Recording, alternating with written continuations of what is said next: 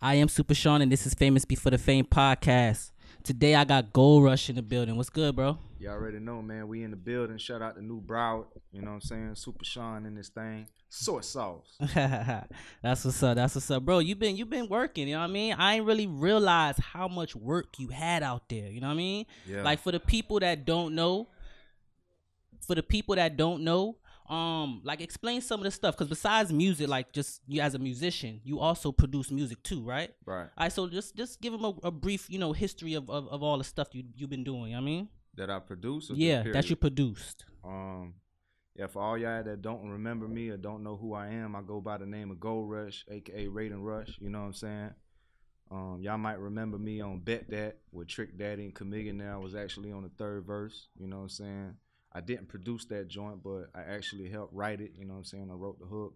I featured on the third verse. That was actually Trick Daddy's first single on his last album, Backed by Thug the Man. You feel me? And that's kind of what started everything. After that, I ended up producing like half of the tracks on that same album, Backed by Thug the Man, 1020 Life. I actually sung the hook and wrote the hook on that as well. I made the beat to Born a Thug. I made You Damn Right. What else I made on the album? I made Straight Up. I made the beat featuring Young Buck. Actually wrote the hook and featured on it. You know what I'm saying? That's just Trick Daddy.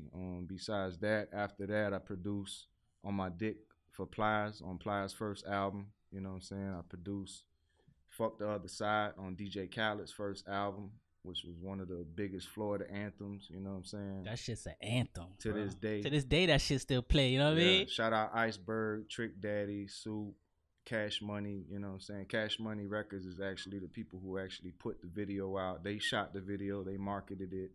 Shout out to Birdman. You know what I'm saying? Slim, the whole family. I actually also produced Gutter on Ace Hood's first album. You know what I'm saying? Number 4.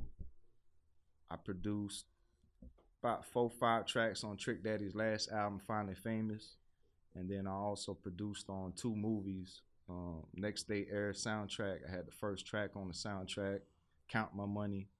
And also I just produced on the recent movie Southpaw with Jake Gyllenhaal and 50 Cent. Man, all I hear is ching ching ching ching ching ching ching ching ching ching ching ching.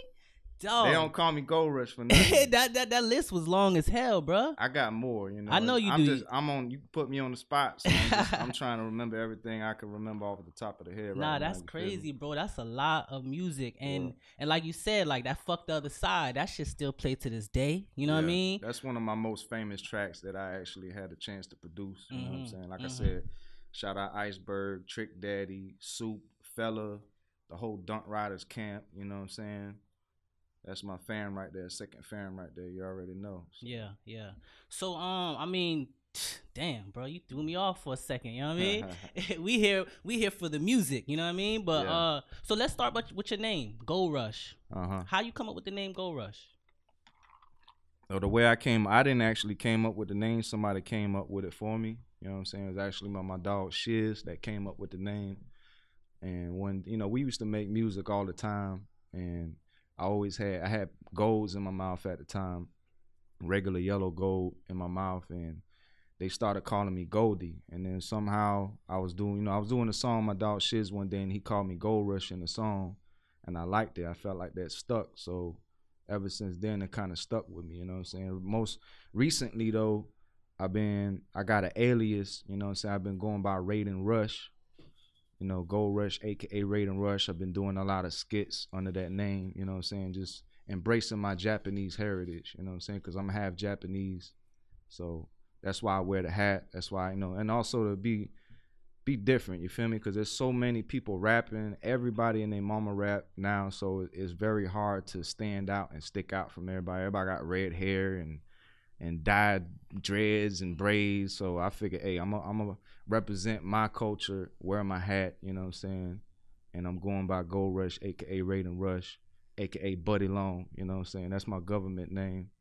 So I got a bunch of aliases, you feel me? Yeah, that's soy sauce. Soy sauce, yeah, Mr. Soy Sauce, Mr. Wasabi, all that. Paint the city we gonna gold. get into that a little later though, you know what I mean? Oh yeah. Yeah. So Goldrush, you from Broward? I mean, you said your culture. Where you from? originally your ethnicity? My ethnicity, I'm half Japanese and half white. Okay. And did you grow up here or did you grow up there? What was the situation? I was born and raised in Lauderdale Lakes. Okay. Kind of near Deep Side. And then I've been in Deerfield for the past, like, I say I'm from Deerfield just because I've been in Deerfield for like 20 years, you know what I'm saying? So shout out Deerfield, Dove City General, Broward County, we most definitely on the map right now. Shout out Kodak Black, Kodak P, everybody doing their thing right now, you know what I'm saying? XXX, the whole nine. Okay. Ski Mask, all them boys. So how was it growing up, here in Broward? How was it growing up, you know what I mean, coming up as, Japanese and American? What was the situation? It was a little different for me because, like I said, I'm mixed. I'm different. You know, I'm Japanese and white. Everybody just looked at me like I was Chinese. You feel me? I grew up in an all-black neighborhood, kind of a shitty neighborhood in Lauderdale Lakes. I went to an all-black school. You know what I'm saying? I had a lot of black friends. So it was kind of hard for me because I was so different. You know what I'm saying? But I just, I blended in and, it became normal for me. You feel me? Like, I fit in, Right. So, your culture, has that influenced your sound in any way?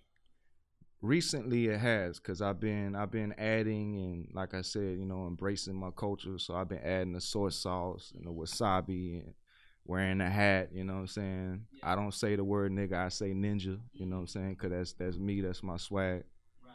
So yeah, most recently, I definitely been adding the little Asian swag in there, you feel me? Soy sauce. Yeah, that's what's up. So, coming up, what kind of music was you listening to? I grew up listening to hip hop, you know what I'm saying, a lot of rap.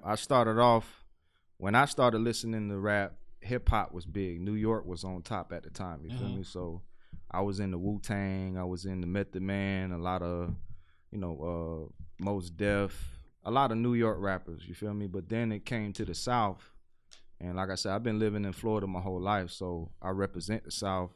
So once the South, blew up and became hot, I had to embrace that, and I loved that, the South was doing their thing.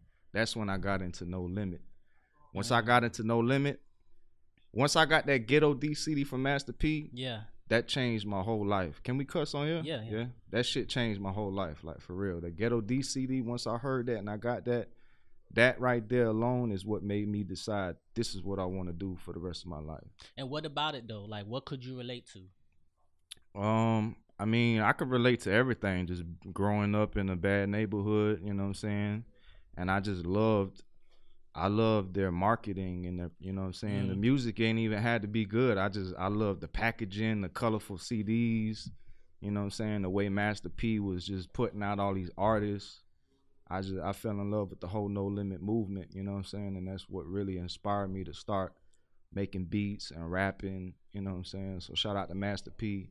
I definitely want to meet Master P and chop it up with him one day, That's that's one of the people I'm still waiting to talk to and network with, you know what I'm saying?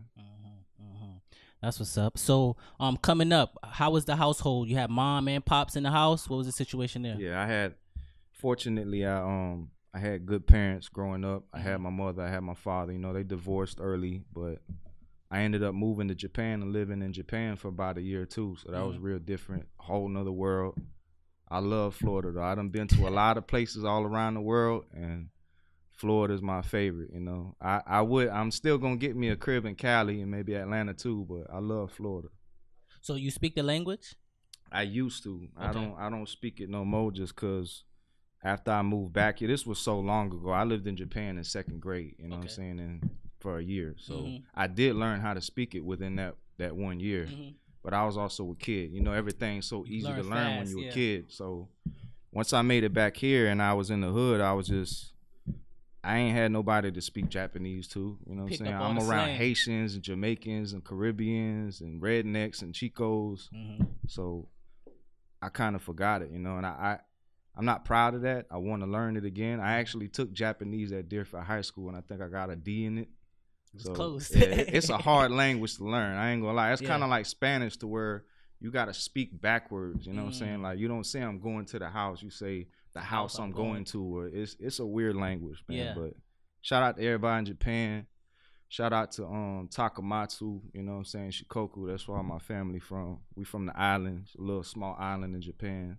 It ain't city or nothing like that. It ain't like Tokyo, you know what I'm saying? Yeah. Damn, that's what's up. That's what's up. So name some of the schools you went to. Castle Hill and Lauderdale, actually Lauderhill. I went to Castle Hill. I went to Glen Cove. That's all in Lauderdale Lakes.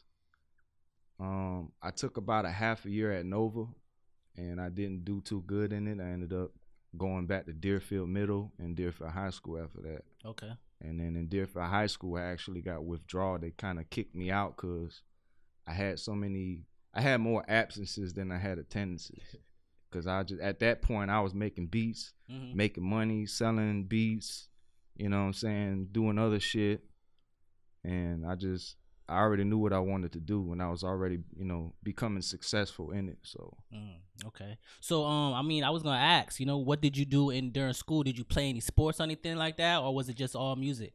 Nah, it was just music and hustling. I used to literally go to school every day with my dog Skrilla, and we'll post up on the wall with my CDs, you know what I'm saying, sell a couple of CDs before the first bell ring, and we were out straight to Kai City. You know what I'm saying? I'm going straight to Kai City, copping me a bag, going to the studio and working, you know what I'm saying? So, yeah. Not that I'm not promoting kids to skip school or quit school, you know what I'm saying? But that's just my story, my personal story. At that time, I knew what I wanted to do and I was making money. My main point is to follow your dreams. If you believe in something and you believe in yourself and you know that's what you want to do, then follow that. You know what I'm saying? Right. So it was just music, right? Yeah, music and hustling, making money. That's what's up. So like, how did you stumble into music? You know what I mean? Like, what brought that across your radar? My father is a drummer and my mother is a pianist. They both met in Boston at Berkeley. So it's in your blood. Yeah. So everybody in my family pretty much does music. Like I said, my dad is white. He plays drums. My mother's Japanese and she's a pianist. They both graduated from Berkeley with their masters. Her having a master's in piano, him having his master's in drums. My aunt was like an opera singer. Bro, they just bred. Yeah. Even my Japanese people, like my Japanese grandmother, she's like a real good koto player. That's like those Chinese sounding guitars that you hear. Right. Like she played that. My grandfather, rest in peace, God rest his soul, he played the flute. So, music has always been in my family, but long story short, my dad got me started. My dad really was diligent about, really installing the music in me, and I feel almost kind of like trying to relive his life through me a little bit, since he wanted to be a drummer. He still is. So a drummer and a pianist, a producer. You make a producer and a rapper and a singer and a writer. That's what it makes, you know what I'm saying? That's like math, you know what I mean? I'm also mixing and mastering. I'm doing everything, you feel me? So like in the household, like how early would you say you actually, stumbled into music, like made your first beat or made your first song? How old were you in that situation? As far as me making beats and starting to get into the rap, I was about probably 11 or 12 years old when I met my friend Derek. We call him Sleazeball, but his name is Derek, you know what I'm saying? He used to rap, just playing around with it, not serious. He always used to freestyle, and he was like, man, you so good on the drums and the piano, you might as well start making beats. You know what I'm saying? You got the keyboard, why don't you get a beat machine? And I took his advice. I got me a little Dr. 808, 880 rolling, whatever it was called. Yeah. And just started making beats with a little tape recorder, a little drum machine, and it was actually my mother's piano. She had a little keyboard. And I actually started remaking other people's beats, trying to copy and dissect what they was doing. Yeah. And that's how I got into making beats. Man, I seen you on them keys, man. I seen Yeah, I'm a bad boy, you with man. It, you know what I mean? Goldfingers. Yeah. That's another alias, Goldfingers, man. So growing up, you doing the music, you in school, you starting to make beats. Like, when did you say you actually just took it serious? When I took it serious, I was probably about 13. And I pretty much told myself at that point, this is what I'm finna do. I'm finna be a producer, a rapper. I want to do music, specifically rap. And I went hard from that point. Like, I thought I was going to make it when I was 15. Thought I was going to make it when I was 16, And then I met Trick Daddy's dad when I was about 16 and a half. I was actually in South Beach with a couple of my friends, Too Hot Records. You know, I had a record label and a clique called Too Hot at the time. And I wasn't even old enough to get in the club, but one of my homeboys, Mike MZ, he actually was like, yo, man, let's try to get you a show, you know what I'm saying, in South Beach. I ain't want to go. Mm-hmm. My friend Skrilla definitely ain't want to go. But we ended up going to South Beach, and we were just kind of waiting around, walking around, sweating, because, you know, Florida be hot and muggy out here. And we bumped in the club Zeno's, which is Ben Zeno's club at the time. Mm-hmm. Ended up going there trying to see what's up. The janitor walked up. He's like, hey, the manager's going to be here in a little bit. Y'all should wait.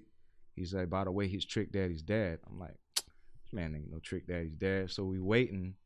We waited a couple hours. Sure enough, he came. I still ain't believe it was him. And he walked us in the club, and I pretty much met him. That was the first day I met Pops. You know what I'm saying? Shout out to Pops.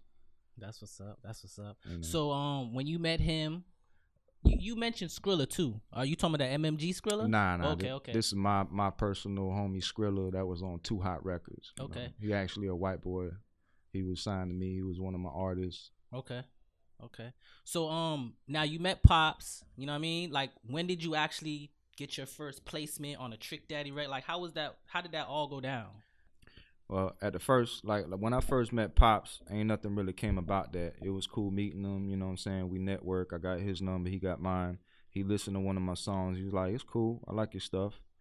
But nothing really came about that. About 5 months went by. My manager, Juice, which is still my manager to this day, he ended up reaching out to Chuck, which is Trick Daddy's blood brother and manager at the time. So he reaches out to Chuck, and then we ended up having a second meeting with Pops. We met up with Pops at Club Zeno's second location. Benzino had 2 different Zenos. This is the second location we went to this time. I played him some new music, specifically a song called Wooden Leather, and he loved it. And at that time, Trick was just putting Dunk Riders together. So he's like, man, I really like this song. I like what you're doing. And I feel like you'll be a major asset to Dunk Riders, which is my son. He's like, my son Maurice is actually starting a brand new record label, Dunk Riders.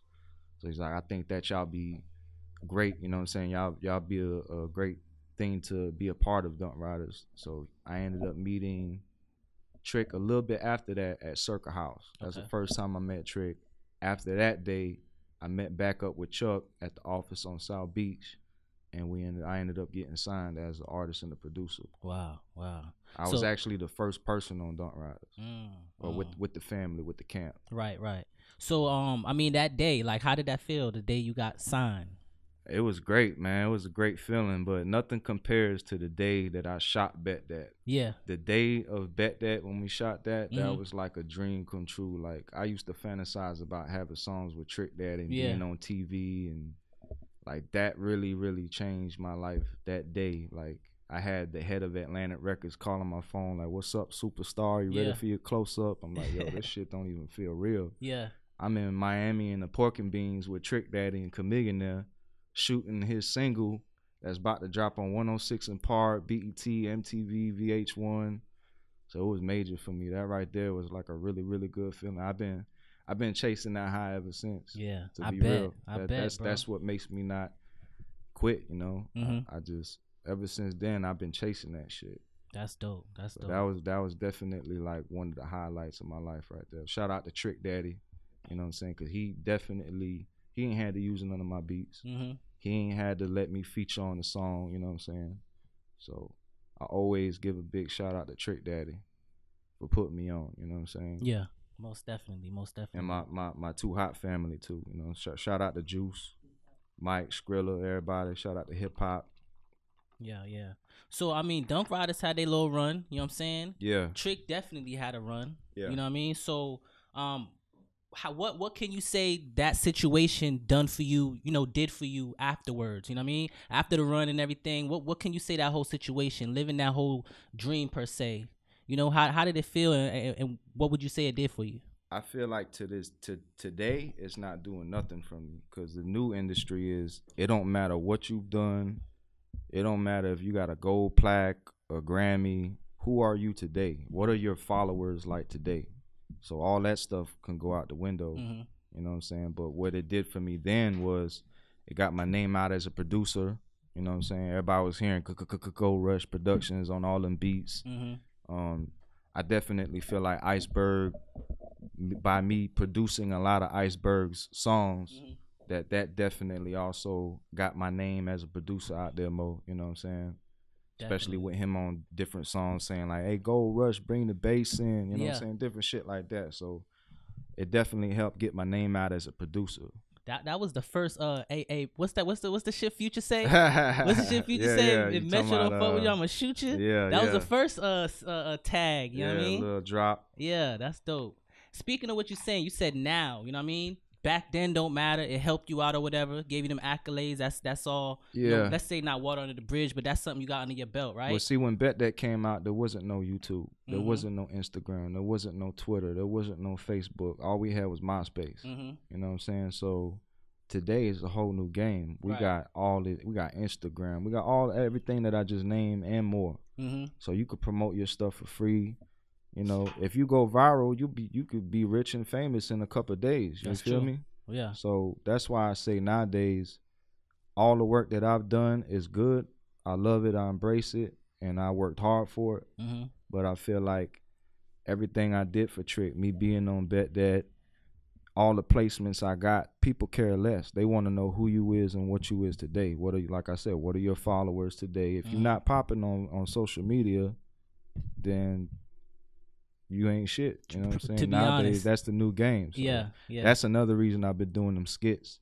I was just it's because music is not enough nowadays. Like, there's so many people rapping and doing the same shit, looking the same way, to where when people see your music now, it's like spam to them. Mm-hmm. They just scroll right past it. That's why I'm doing the skits now. And I always wanted to get into the acting. Mm-hmm. So that's another way for me to kind of get my feet wet and kind of going towards that direction. You feel me? Yeah, yeah. I mean, let's talk about the skits. You know what I mean? Yeah. Out there right now, you got the Diamond Tester skit, right?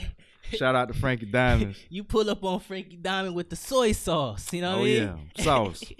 So explain that whole skit. Like, how did you come up with the idea? You know, the concept, etc. And this soy sauce. Explain the soy sauce. I just be high as fuck thinking the crazy shit, man. Basically, like, I be thinking that these little skits just be coming to me. I don't even be trying to think of them. Yeah. You know, but it all started off with me trying to find other ways and other options to market my music, other than CD covers and songs and music videos. People get tired of seeing that. They want to know you personally. They wanna laugh. They want to be entertained. At the end of the day, we can all act as gangster and G as we want to be, but at the end of the day, we are all entertainers, and we gotta entertain people. Right. You know what I'm saying? So that's why I'm doing the skits and how I started thinking about them. You know what I'm saying? Yeah. That's dope, though. And seeing everybody out, you know, you see Fat Boy, you see Bonk, you see Supreme, you see all these people coming out of nowhere, and now they putting songs out because now they actually have an audience. You feel me? And that's what they wanted to do in the first place. You know right. what I mean? Shout so they out was just to trying to be creative. Khaotic too. You know what I'm saying? You know, Poncho, that's my dog right there. Yeah. A lot of people. You know what I'm saying? But that's the future. That's the name of the game right now. You know, if you don't catch up, you're going to get left behind. That's real. That's real. Especially if you were 80s, baby. That's real. So, the one skit that really threw me off, though, you pulled out the soy sauce and you started putting that shit on your keyboard, dog. Them Mac keyboards not cheap, bro. Them shit's not cheap. That was a Mac, too. That's what I'm saying. I said, I know this bro not about to put this shit on I just started not giving a fuck, man. One day I woke up and I snapped. I'm like, man, fuck this. Fuck everybody. I don't give a fuck what nobody think. I'm finna drop that soy sauce on their ass, man, whether they like it or not. You know what I'm saying? And like I said, I've been embracing my heritage, so that's a way to just kind of be different and have my own little niche. You know what I'm saying? Raiden Rush. Yeah. It's that Raiden Rush shit. I'm actually about to start a YouTube channel strictly with just the skits. You know what I'm saying? So y'all look out for that. That shit gonna catch. I got a whole bunch of skits coming. That shit gonna catch. I got skits ready to go. Yeah. I'm dropping every week. You know what I'm saying? Yeah. Consistent. That's the name of the game too, is to be consistent. Okay. So I mean, you got the skits out there and everything. This hat, Raiden Rush, baby. The Raiden Rush. This what you call soy sauce, man. Right here. This sauce. Fuck the regular sauce. You got that soy sauce. Yeah, straight sauce, no meat, just sauce. Yo, the hat dope. Explain the hat though. You know what I mean? I mean, like I said, I'm just embracing my heritage, my Japanese culture, and at the same time, I don't want to be like everybody else because everybody rapping the same, sounding the same, looking the same. I'm just putting myself apart. I got my own genre of music. It's called Trapanese. You know what I'm saying? So I'm just setting myself apart and taking it to the next level. I like that. But with the hat, you know, I've always been a fan of Mortal Kombat. Raiden was one of my favorite characters. Yeah. You know what I'm saying? I love Scorpion, I love all them characters, but for some reason Raiden just stuck out. And I noticed Future wearing a little cowboy hat, you know what I'm saying? And that, it stuck with him. It was a good look. It set him apart.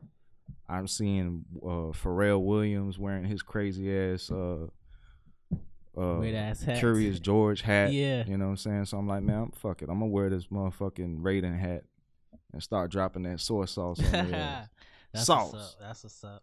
So let's get back to this music though, you know what I mean? Some influences. Name some influences that you could say, you know, help inspire you making beats or making songs, etc. Definitely No Limit. Like I said, that's kind of what started and inspired me to start in the beginning, you know what I'm saying, from the get-go. So definitely No Limit, Master P, definitely Trick Daddy. Growing up in Florida, always been a fan of Trick Daddy. As far as beats, Scott Storch, that's actually a friend of mine. I actually, you know, we had the chance to kind of work together years ago, and he definitely inspired me a lot. Jim Johnson, another good friend of mine. Big D, big producers in the game. I had a lot of good mentors, you know what I'm saying, and people to learn from. Right. Bone Thugs and Harmony. I'm real cool with Lazy, Busy, you know what I'm saying. We work together. A lot of people, you know what I'm saying. I like Kendrick Lamar, I like Future. As far as new people, you know, right now. Migos. I fuck with a lot of different styles and types of music. There's a lot of people that inspired me. Okay.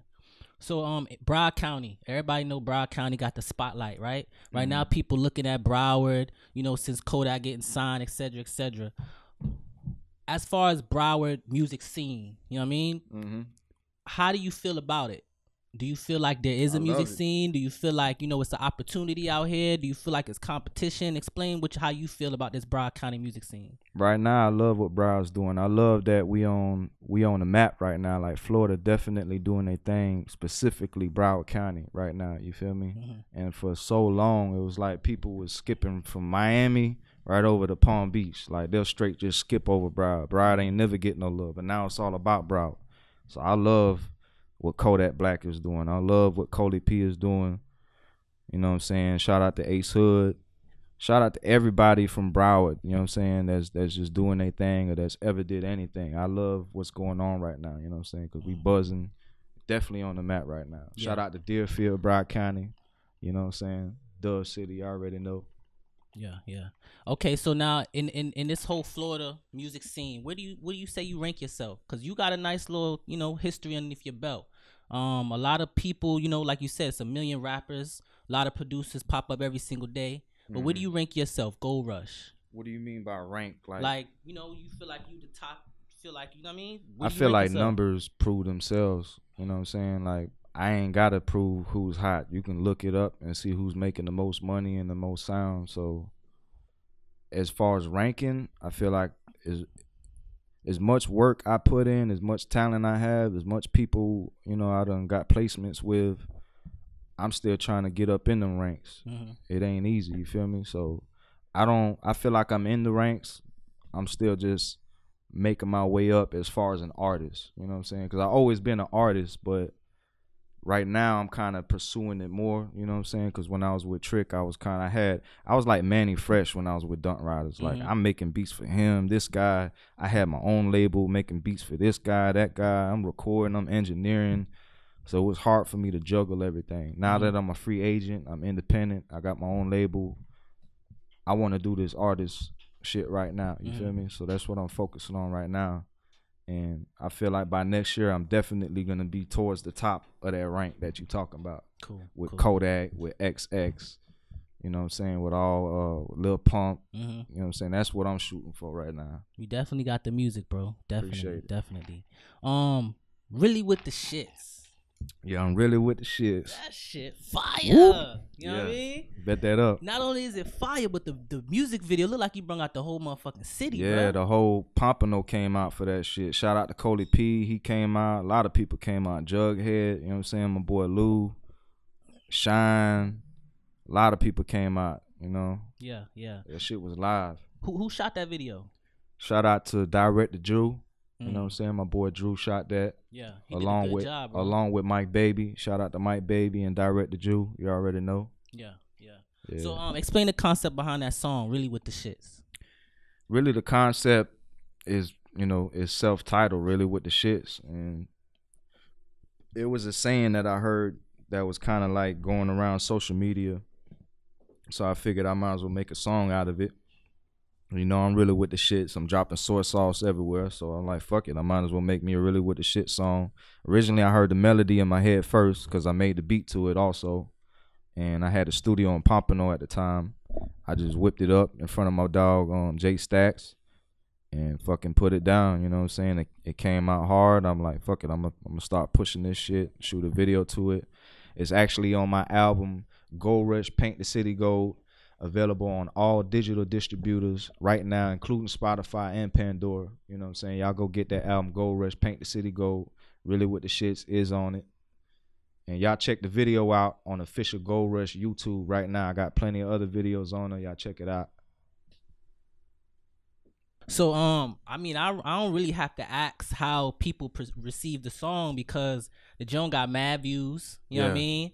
The numbers going up daily. You know what I mean? And I hear people bumping that shit. You know what I mean? So, I mean, from your point of view, how do you think people really received the song when you dropped it? Everybody love it. I ain't getting not one bad comment, one bad response yet. You know what I'm saying? And I love how the whole city came out. I'm representing Broward, Pompano, Deerfield, Lauderdale, and it's a good look. I'm actually planning. I'm trying to figure out if I'm finna drop it on World Star or what it might be. You know, I was just about to drop it on the big box. You know what I'm saying? But I just kind of been studying and looking at things and trying to figure out what's the best place for me to spend my money. You know what I'm saying? I'm just getting ready for this coming year 2018. You know what I'm saying? I've been stacking my bag up. I got a bag ready to go. You know what I'm saying? I'm about to shit on these motherfuckers all 2018.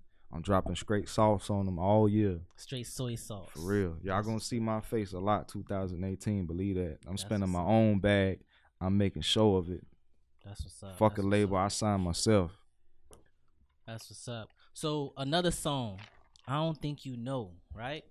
You recruited a couple people for this song, right? Yeah. Shout out Gang. Shout out YDC. Right. I Don't Think You Know. That's like Gang's little signature. You know what I mean? So I don't think you know. Oh. Exactly. So how you link up with Gang, number one, and what made you want to do a song, you know, like that? I honestly can't remember how I even met Gang. You know, we both from Broward. I'm from Deerfield. He from Pompano, so we damn near neighbors. I think I met him through my boy Shine the Truth. But and YDC, I've been known YDC for like 15 years. You know, I met YDC through a mutual friend named Skip, aka Po Gangster. You know what I'm saying? He was a real OG in Deerfield. He doing some time right now in prison. Shout out to everybody out there. You know what I'm saying? Shout out to Po Gangster. And I actually met YDC through him. And the way that I put the song together, though, was my dog YDC came to me with the idea. He's like, hey, I got a fucking crazy hook in my head that Gank would be perfect for. So he spit the hook to me, and the rest was history. I made the beat right in front of YDC. I was actually live on Instagram while I made the beat. Oh, shit. I made it in like 10 minutes. I ended up getting Gank to come by, and you know what I'm saying? I broke him a little bread off, put some money in his pocket, and we made it happen. That's what's up. So it was that easy, bro? You said you made the beat in 10 minutes? Yeah, made the beat in 10 minutes. I recorded it, I mixed it, I mastered it. I'm actually getting ready. I'm planning the music video right now. I'm about to pay for the video out my own pocket. I'm directing it. I'm writing the treatments for it. I'm finding the locations. That's what's up. You know, I got many hats. You really with the I'm shit, a man bro? of many trades. I'm really with the shit, man. You see me walking in the Japanese restaurant, smoking loud, pouring soy sauce on 100,000. You know what I'm saying? I'm really with the shit, straight up. I do this shit in real life. Y'all check out my motherfucking Instagram, official Goldrush right now. You feel me? Yeah. Check that soy sauce out. Yeah. Shout out to everybody on Instagram showing love too, supporting, liking, sharing, commenting, reposting. I need them reposts. You know what I'm saying? Yeah. So explain the process though when it comes to making this music. You know what I mean?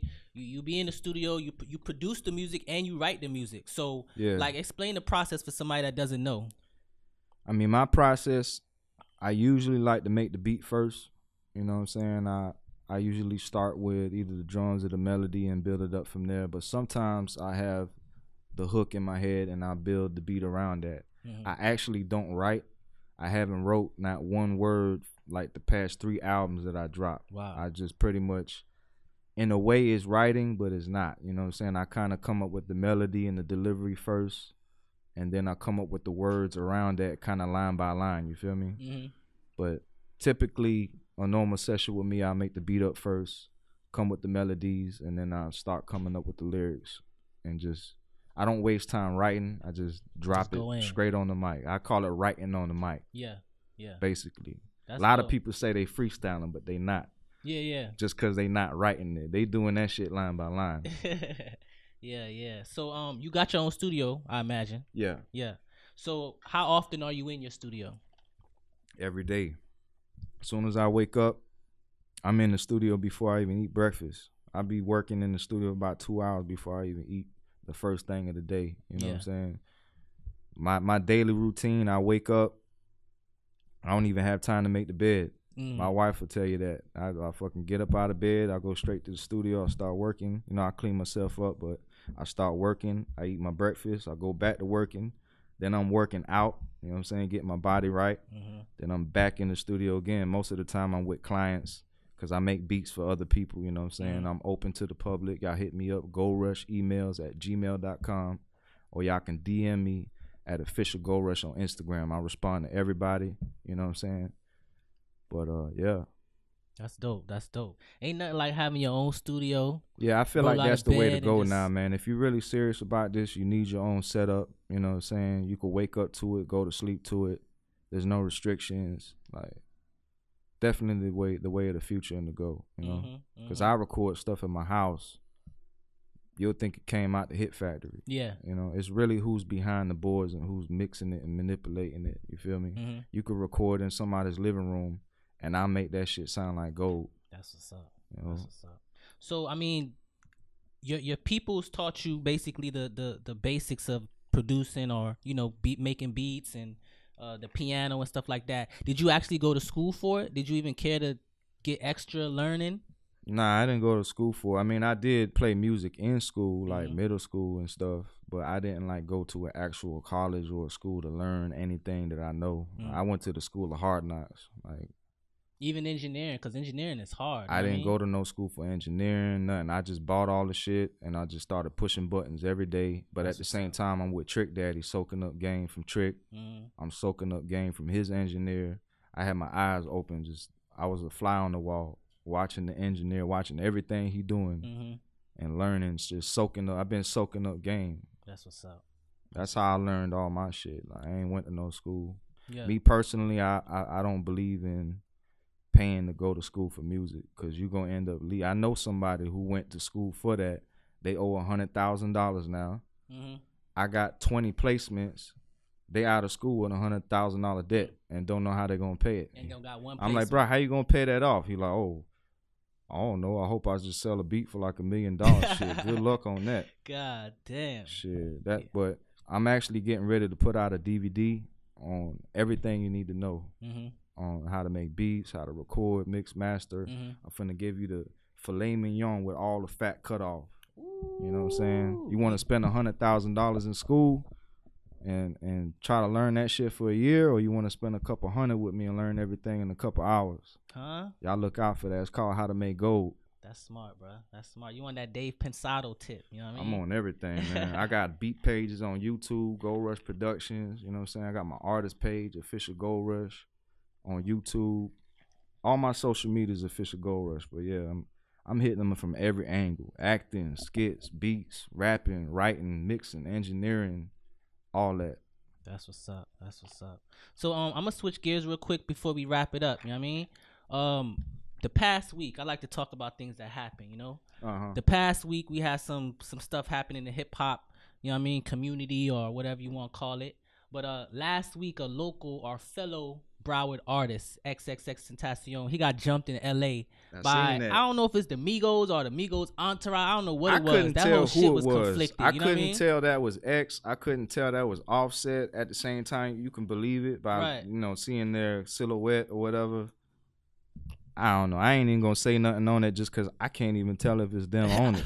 You know what I'm saying? And I got respect for both cliques. I got respect for X and Migos. I fuck with both of their music. So I really ain't got nothing to say about that. What I do got to say is we got to start coming together, especially here in Florida, and supporting each other. Like teamwork, you know what I'm saying? Real shit. Real shit.